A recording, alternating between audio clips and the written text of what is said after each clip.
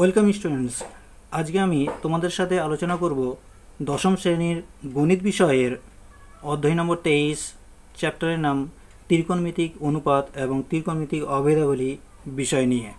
তাহলে শুরু করছি আজকের টপিক। ত্রিকোণমিতিক অনুপাত কি? তাহলে এর জন্য আমরা কি করব, একটি সমকোণী ত্রিভুজ অঙ্কন করব। তাহলে আমরা এখানে একটি সমকোণী ত্রিভুজ অঙ্কন করে নিচ্ছি, যার নাম দিলাম এ বি সি। বি কোণটা হচ্ছে 90 ডিগ্রি। তাহলে প্রথমে আমাদের জেনে নিতে হবে এই যে এবিসি ত্রিভুজ, সেই এবিসি ত্রিভুজের যে তিনটি বাহু এ বি, বি সি এবং সি এ, এই বাহুগুলির নাম কি? তাহলে এই নামগুলো চেনার জন্য সবচেয়ে সহজ যে পদ্ধতি, সেটা কিভাবে জানবো? বি কোণটা আমরা দেখছি 90 ডিগ্রি, তাহলে 90 ডিগ্রির বিপরীত দিকে যে কোণ বাহুটি আছে সেই বাহুটি সবসময় হবে অতিভুজ। তাহলে আমরা পেয়ে গেলাম এসি বাহুটি হচ্ছে কি অতিভুজ, এবং এই ত্রিভুজটির যে কোনো একটা কোণকে আমরা চিহ্নিত করব। আমরা ধরলাম সি কোণটাকে আমরা চিহ্নিত করলাম। তাহলে এই সি কোণের সাপেক্ষে আমরা যে সি কোণের বিপরীত দিকে যে বাহুটি পাবো সেই বাহুটিকে বলা হবে কি লম্ব, এবং সি কোণের সাথে অপর যে বাহুটি থাকলো সেই বাহুটিকে আমরা বলবো ভূমি। অন্যভাবে যদি আমরা বলতে চাই, তাহলে আমরা দেখব এবিসি যে ত্রিভুজটা নিয়েছি সেই ত্রিভুজের সবচেয়ে বড় বাহুটি যেটি থাকবে তার নাম হবে অতিভুজ, এবং যে কোণের সাপেক্ষে আমরা বলবো সেই কোণের বিপরীত দিকে যে বাহুটি থাকবে সেই বাহুটি হবে লম্ব, এবং বাকি যে বাহুটি থাকবে 3 নম্বর বাহুটি, সেই 3 নম্বর বাহুটি হবে ভূমি। আবার আমি যদি কোনো সময় এইরকম ভাবি, এই কোণের সাপেক্ষে আমাকে নির্ণয় করতে হবে লম্ব আর অতিভুজ আর হচ্ছে ভূমি, তাহলে অতিভুজ সবসময় সেম থাকবে, কিন্তু লম্ব আর ভূমিটা কী হবে, চেঞ্জ হয়ে যাবে। কেন? এ কোণের সাপেক্ষে এ কোণের বিপরীত দিকে আমরা বাহুটা কি পাচ্ছি, ভূমি পাচ্ছি। তাহলে এ কোণের বিপরীত দিকে যে বাহুটা হবে সেটা সবসময় আমরা কি হিসাবে নিতে হবে, লম্ব হিসাবে নিতে হবে, এবং বাকি যেটা থাকবে সেটা হয়ে যাবে ভূমি। তাহলে আমরা বলতে পারবো এ কোণের সাপেক্ষে বিসিটা হয়ে যাবে তখন কি লম্ব, এবং এবিটা হয়ে যাবে কি ভূমি। এখন আমরা দেখে নেব যে এবিসি ত্রিভুজের এসিটা ছিল অতিভুজ, লম্ব ছিল এবি এবং ভূমি ছিল বিসি। কোন কোণের সাপেক্ষে? সি কোণের সাপেক্ষে। তাহলে এখানে যে তিনটি বাহু আছে সেই তিনটি বাহুর অনুপাত আমরা কিভাবে পাবো? প্রথমে যদি আমরা নিই, তাহলে এবি ও এসি বাহুকে নিয়ে আমরা কি অনুপাতটা পাবো, এবি বাই এসি সমান কি লিখতে পারবো আমরা, লম্ব বাই হচ্ছে কি অতিভুজ। অতিভুজকে সংক্ষেপে আমরা লিখছি কি অতি। আবার এটাকে এখান থেকে আমি আবার লিখতে পারি কি,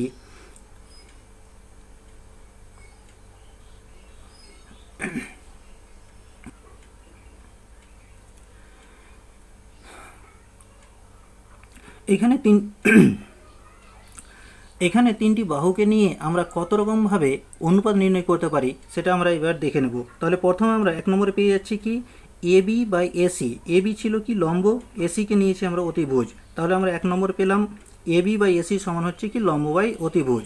2 নম্বরে আমরা কি পাবো, 2 নম্বরে আমরা পেয়ে যাব বিসি বাই এসি সমান কি, বিসি ছিল কি ভূমি বাই এসি হচ্ছে কি অতিভুজ। আবার 3 নম্বর আমরা কি পেয়ে যাব, এবার আমরা কোনটাকে নেব, লম্ব আর ভূমিটাকে নিয়ে নেব।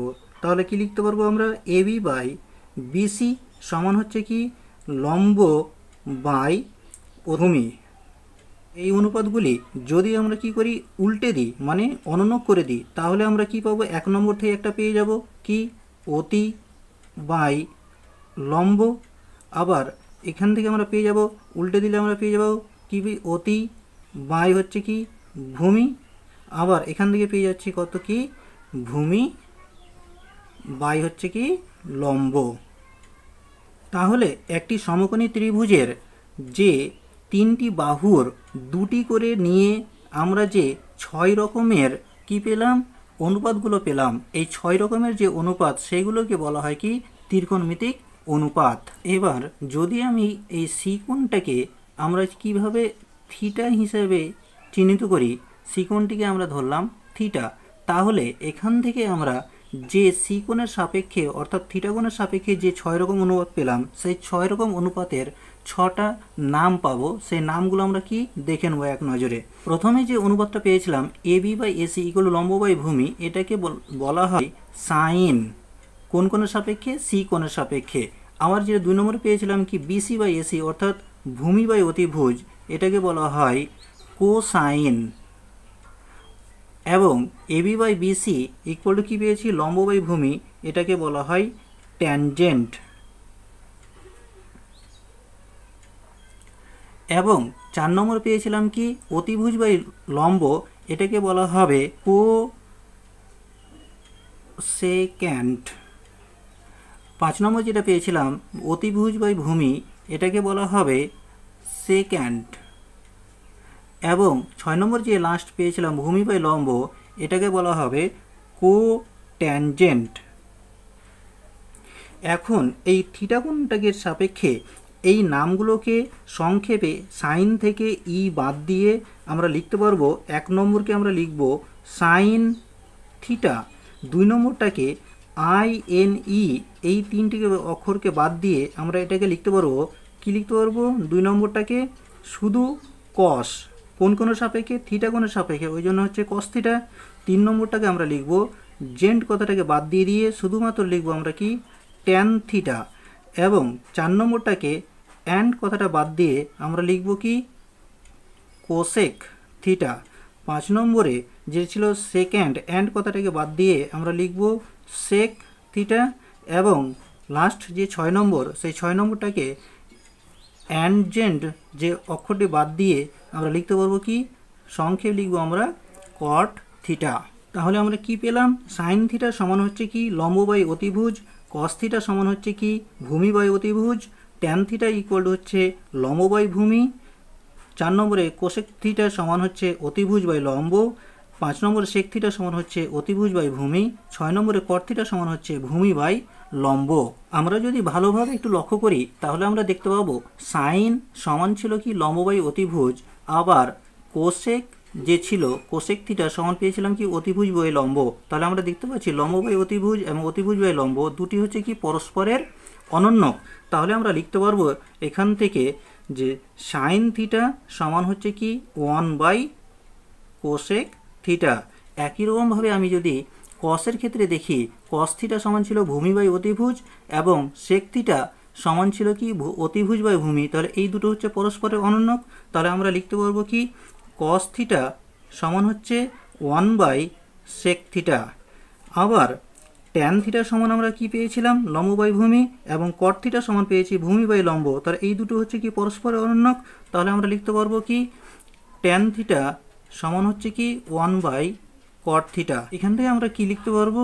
Sign theta into cosec theta সমান হচ্ছে কত? 1। এখান থেকে আমরা পেয়ে যাব cos theta into sec theta equal হচ্ছে 1। আর এখান থেকে আমরা পেয়ে যাব tan theta into cot theta equal হচ্ছে 1। আমরা পেলাম ট্যান থিটা সমান হচ্ছে লম্ব বাই হচ্ছে কি ভূমি।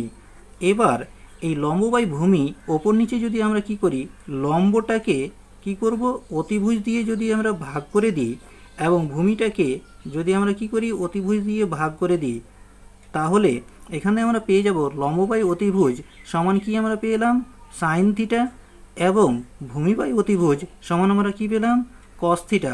তাহলে আমরা কি পেয়ে গেলাম? ট্যান থিটা সমান হচ্ছে কি সাইন থিটা বাই হচ্ছে কস থিটা। যেহেতু ট্যান থিটা সমান হচ্ছে 1 বাই কট থিটা, তাহলে এখান থেকে আমরা বলতে পারবো কট থিটা সমান হচ্ছে 1 বাই ট্যান থিটা।